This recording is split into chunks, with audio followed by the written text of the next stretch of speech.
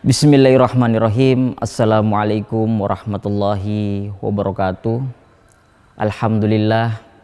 Alhamdulillahil aliyil azim, al-azizil hakimil ladzi fatarna bi iqtidari wa tarna bi ikhtiyari wa ratabasrana fi asni taqwim wa manna alaina bil aqlis salim wa hadana ila syiratil mustaqim. Asyhadu an la ilaha illallah la syarikalah wa asyhadu anna Muhammadan abduhu rasuluh la nabiyya ba'dah. Allahumma shalli wa sallim ala sayyidina wa maulana Muhammad wa ala alihi wa ashabihi wa sallim tasliman katsira, amma ba'du. Qala Allah ta'ala fi kitabihil karim, a'udzu billahi minasyaitonir rajim, bismillahirrahmanirrahim. Wa itta'adzana rabbukum la in syakartum la azidannakum wa la in kafartum inna adzabi lasyadid. Shadaqallahul azim. Saudara-saudara Kompas TV yang berbahagia, alhamdulillah hari ini kita dipertemukan dalam sebuah acara yang sangat luar biasa, yang tentunya ini adalah acara untuk kita terus dapat meningkatkan keimanan, keislaman, dan ketakwaan kita kepada Allah Subhanahu wa Ta'ala. Pada kesempatan hari ini, saya akan menyampaikan sebuah ceramah dengan judul memaknai pohon kelapa untuk menjadi muslim yang kuat. Saudara-saudara Kompas TV yang berbahagia, di tahun 1447 Hijriah ini kita sudah menjalani beberapa kegiatan-kegiatan keislaman, ibadah-ibadah yang kita lakukan setiap hari. Bahkan di tahun ini kita selalu meningkatkan syukur kepada kita. Syukur yang kita panjatkan kepada Allah Subhanahu wa Ta'ala, nikmat yang tentunya tidak dapat kita hitung. Bahkan segala karunia dan rahmat adalah sebuah bukti bahwa Allah Subhanahu wa Ta'ala mencintai kita. Sholawat serta salam selalu kita junjungkan kepada suri tauladan kita. Apalagi dengan tema yang saya bawa hari ini, yakni pohon kelapa. Ada sebuah kisah. Rasulullah SAW pernah berkumpul dengan para sahabatnya dalam satu forum. Mereka berdiskusi bagaimana menjadi seorang muslim yang baik, menjadi seorang muslim yang kuat secara prinsip dan keimanan. Kemudian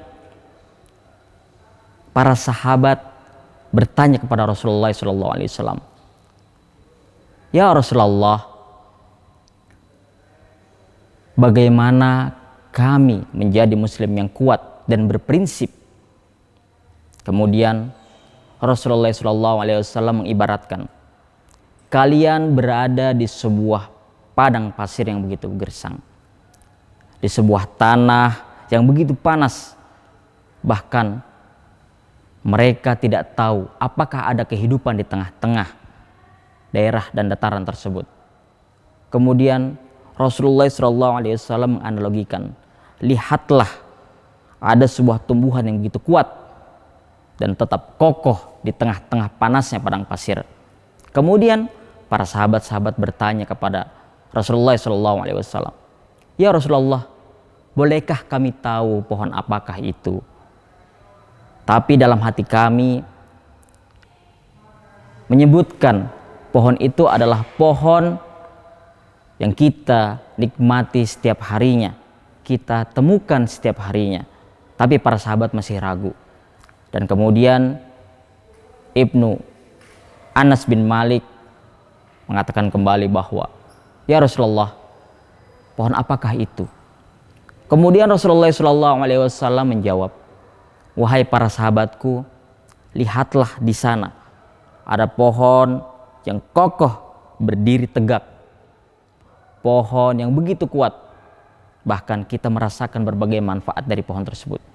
Kalian tahu pohon apa itu? Kemudian para sahabat, apakah itu pohon kurma ya Rasulullah? Dan Rasulullah menjawab, ya betul para sahabatku, itu adalah pohon kurma. Saudara-saudara Kompas TV yang berbahagia, pohon kurma adalah salah satu contoh yang berada di tanah Arab. Pohon yang begitu kuat. Bahkan Ibnu Hajar Al-Asqalani menyebutkan bahwa pohon kurma dari dia tumbuh, bahkan dari dia benih, memberikan manfaat yang begitu besar kepada masyarakat Arab Timur Tengah pada hari itu, bahkan mungkin hari ini. Dan sekalipun dia telah tua dan mengering, manfaatnya masih terasa hingga hari ini. Dan kita tahu bahwa dari pernyataan Ibnu Hajar Al-Asqalani, ini adalah fakta bahwa pohon kurma adalah pohon yang begitu luar biasa, yang dari zaman dulu hingga hari ini kita menemukannya. Bahkan kita di Indonesia pun merasakan bagaimana kenikmatan dari buah kurma tersebut, yang selalu kita temukan di setiap acara momentum khusus bagi umat Islam, yakni adalah di bulan Ramadan. Nah, di pohon kurma ini manfaatnya begitu besar. Dari pohonnya, dari akarnya, dari buahnya, bijinya, bahkan seluruh bagian tubuh dari pohon kurma tersebut begitu luar biasa. Saudara-saudara Kompas TV yang berbahagia, kemudian Ibnu Hajar Al-Asqalani menyebutkan bahwa wa kadzalika barakatul muslim amma fi jamil ahwal, bahwa keberkahan seorang muslim itu begitu luas dan banyak di segala aspek kehidupan manusia. Mustamirun li ghairihi hatta ba'da mautihi, dan kebermanfaatan itu terus berlanjut di setiap kehidupan manusia. Bahkan setiap muslim ketika menganalogikan dengan buah kurma itu, manfaatnya bukan hanya bagi dirinya sendiri dan juga bagi orang lain dan orang-orang di sekitarnya. Dari pernyataan Ibnu Hajar Al-Asqalani bahwa kita bisa melihat pohon kurma yang begitu luar biasa, dan ini menjadikan motivasi untuk kita menjadi muslim yang berprinsip dan kuat dalam beriman. Dan tentunya dari perkataan tadi, mustamirun li ghairihi hatta ba'da mautihi, terus menerus manusia memberikan manfaat kepada sesama dari dia lahir hingga dia dewasa, bahkan hingga dia wafat. Saudara-saudara Kompas TV yang berbahagia, bahwa pohon kurma adalah jelmaan, analogi, gambaran dari seorang muslim di Timur Tengah pada saat itu, yang mana manfaatnya begitu luar biasa. Dan kita tahu Rasulullah SAW memberikan motivasi kepada muslim untuk terus menguatkan dirinya kepada para sahabat-sahabatnya untuk menjadi Islam yang kuat, yang mana di saat itu sangat luas cobaan-cobaan dari para kaum Quraisy. Pada saat itu Rasulullah SAW memberikan perumpamaan bahwa pohon kurma adalah sebuah kunci kesuksesan bagi muslim. Saudara-saudara Kompas TV yang berbahagia, kita akan kembali setelah jeda berikut ini.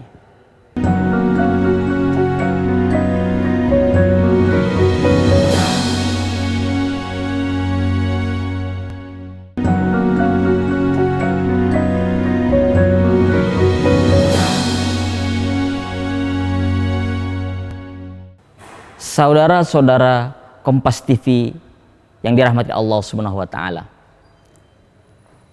Dari kisah tadi bahwa pohon kurma adalah perumpamaan muslim yang kuat di saat zaman Rasulullah SAW, tentunya di tanah Arab atau Timur Tengah.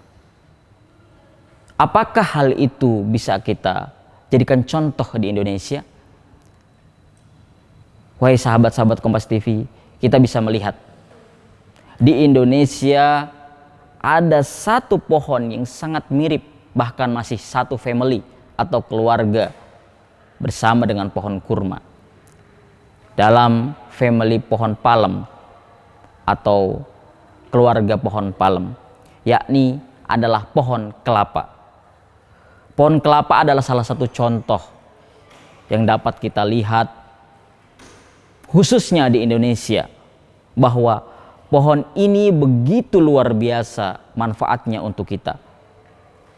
Ketika kita melihat bertebaran begitu banyak pohon kelapa di Indonesia, baik yang berada di ujung Aceh hingga ke ujung Papua, kita tidak luput dengan pohon tersebut.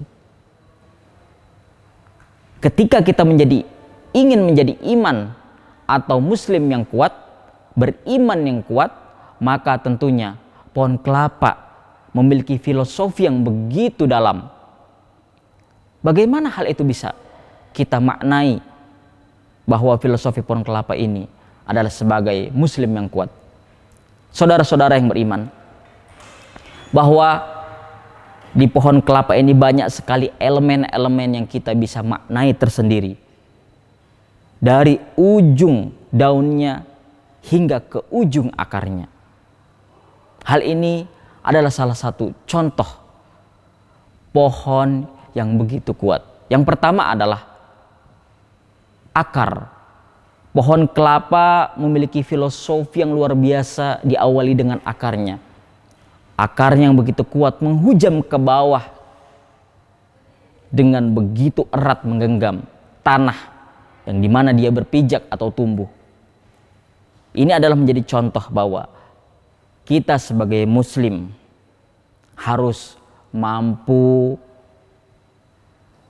memaknai, mengenal, terutama diawali dengan perkenalan dengan akidah-akidah yang kita miliki, mengenal Al-Quran, mengenal hadis, mengenal para nabi kita, para malaikat, atau bisa kita katakan mampu memahami rukun iman dan rukun Islam yang kita pahami. Saudara-saudara Kompas TV yang berbahagia, akar ini adalah salah satu contoh bahwa filosofi yang begitu kuat, maka ini seperti layaknya keimanan kita. Apakah sudah kuat terhujam dalam hati kita, terhujam dalam sanubari kita? Ketika iman itu sudah tertanam, maka dia akan tumbuh dengan baik. Dia akan tumbuh seperti apa yang kita harapkan. Dan dia akan tumbuh seperti keimanan para sahabat-sahabat yang tentunya meneladani Rasulullah SAW. Filosofi yang kedua dari pohon kelapa ini adalah batangnya. Saudara-saudara Kompas TV yang berbahagia, dari batang pohon kelapa ini kita melihat dia tegak lurus ke atas. Berapapun tingginya, berapapun besaran diameternya, dia tidak mudah roboh, dia tidak mudah patah, bahkan terpecah belah. Filosofi yang bisa kita ambil dari batang pohon kelapa ini adalah bahwa kita sebagai muslim jangan mudah untuk tergoyah hatinya dengan segala sesuatu yang mungkin saja itu fana, bersifat sementara, sesuatu hal yang merusak bahkan melemahkan keimanan kita. Kita bisa melihat pohon kelapa, dia begitu tinggi besar, ada angin, ada badai dari segala arah, dia tidak tumbang. Dia bahkan tidak layu, tidak terjatuh. Dia tetap tegak walaupun dalam kondisi miring. Hal ini adalah sebagai contoh bahwa keimanan kita yang kita miliki harus mampu memoderasi kehidupan kita kepada sesama manusia. Bukan hanya kepada muslim, tapi seluruh umat manusia yang khususnya hidup di sekitar kita di Indonesia ini. Dari akar dan batang ini adalah sebagai salah satu contoh bahwa akar yang kuat akan memiliki pondasi yang begitu kokoh, menahan batang yang begitu tinggi, yang begitu besar. Prinsip keimanan kita juga harus begitu. Kita harus mampu memaknai bahwa ketika keimanan kita sudah tertanam dengan baik, maka batang sebagai analoginya atau aktivitas yang kita lakukan akan berseiringan atau seimbang dengan kehidupan sosial masyarakat. Saudara-saudara Kompas TV yang dirahmati Allah Subhanahu wa taala. Hal yang ketiga, ketika akar dan batang sudah kita maknai dengan baik, maka ada hal yang ketiga, yakni adalah daun. Sebelum itu, marilah kita menyimak jeda berikut ini.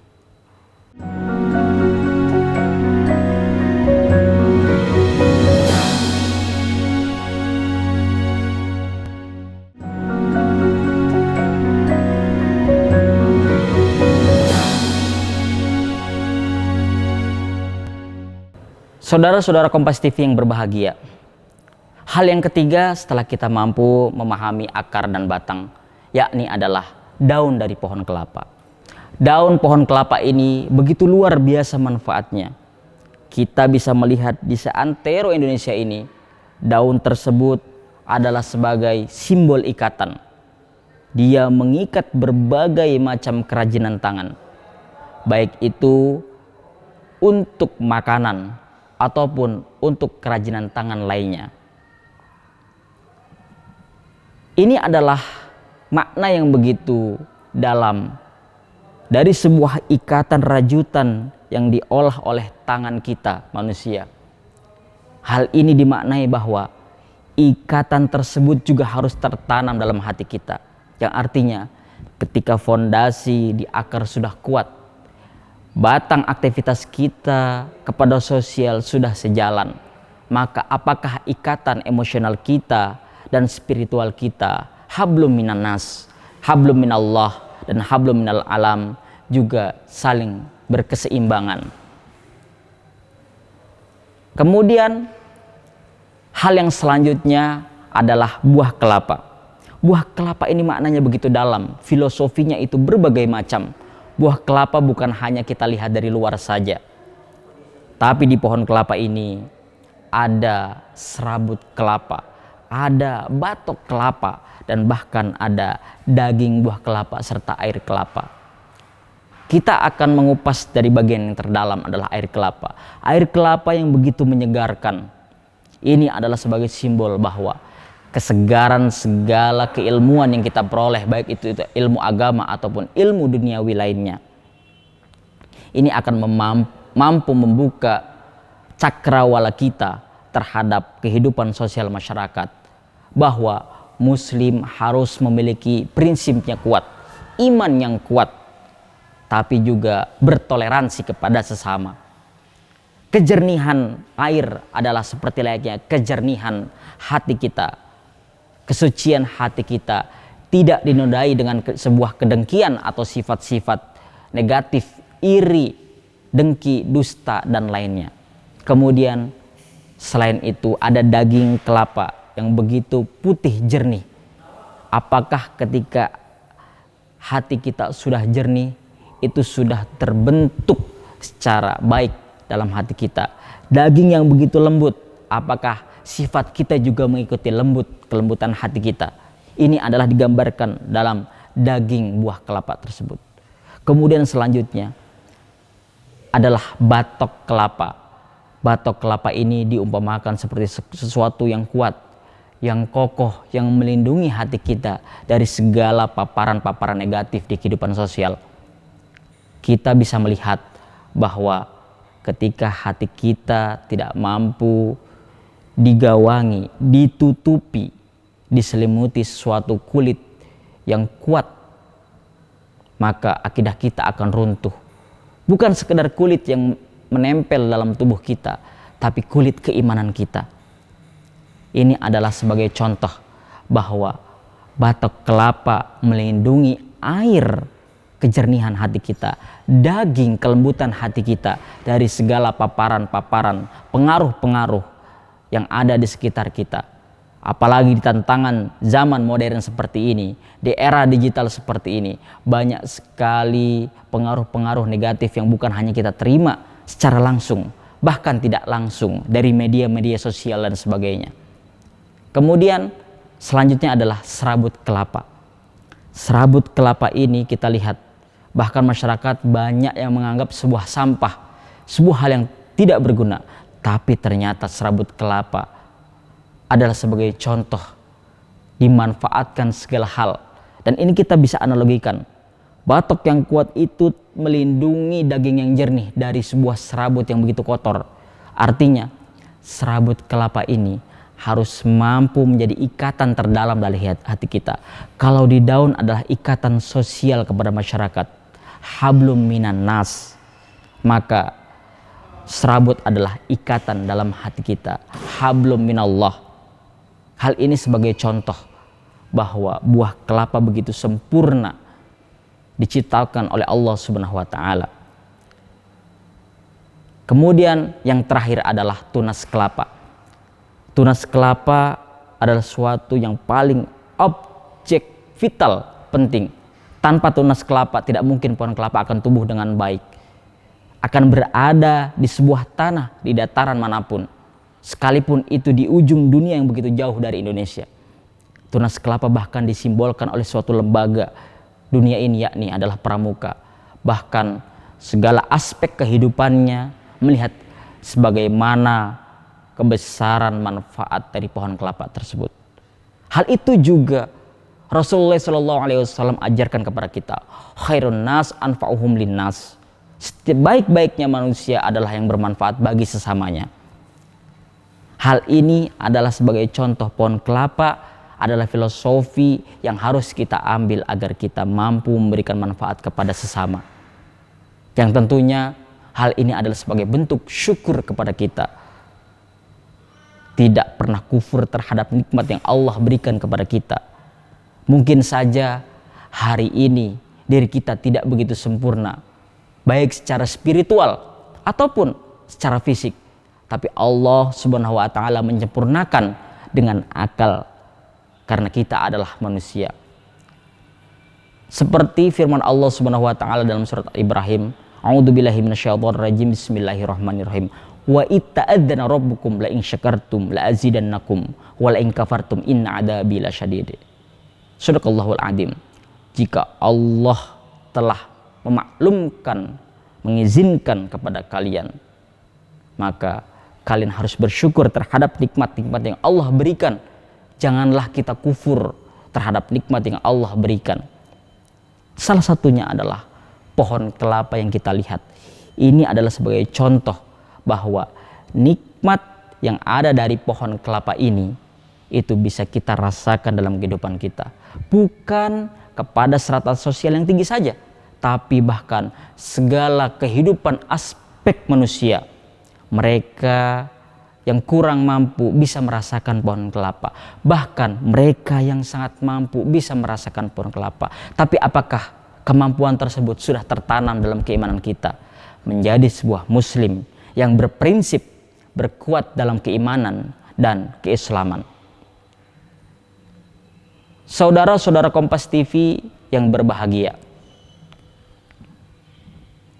dari filosofi pohon kelapa tersebut, kita harus mampu memaknai betapa pentingnya kita seorang muslim untuk memiliki keimanan yang kuat, akidah yang kokoh, dan juga berprinsip kehidupan dengan berlandaskan Al-Quran dan hadis. Yang mana di era digital ini kita harus mampu menyesuaikan diri kita, mengadaptasi dari diri kita. Dan tentunya saya mengajak kepada saudara-saudara Kompas TV yang berbahagia untuk terus mampu meningkatkan ketakwaan, keimanan, keislaman kepada Allah Subhanahu wa taala. Kama qala Allah taala fi kitabihil karim, a'udzubillahi minasyaitonir rajim, bismillahirrahmanirrahim. Wa may yattaqillaha yaj'al lahu makhraja. Shadaqallahul adzim.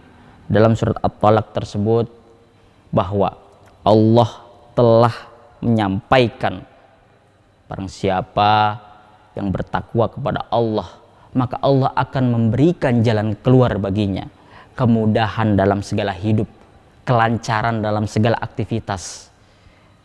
Ketika iman kita kuat, maka kita akan mampu mensinergikan kehidupan sosial kita dengan kehidupan keimanan kita, yang nantinya itu akan berdampak pada manfaat hidup kita di tengah-tengah masyarakat.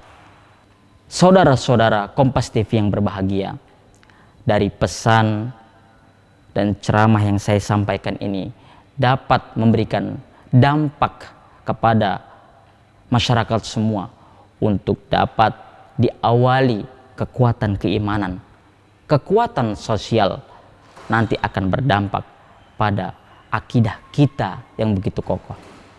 Semoga kita menjadi masyarakat muslim yang dapat memaknai pohon kelapa yang ada di tengah kita untuk menjadi muslim yang kuat, muslim yang berprinsip, dan muslim yang berakidah. Dan tentunya semoga kita dapat meneladani Rasulullah SAW dalam segala aktivitas kehidupan sosial kita, tentunya dengan ridho Allah Subhanahu wa taala.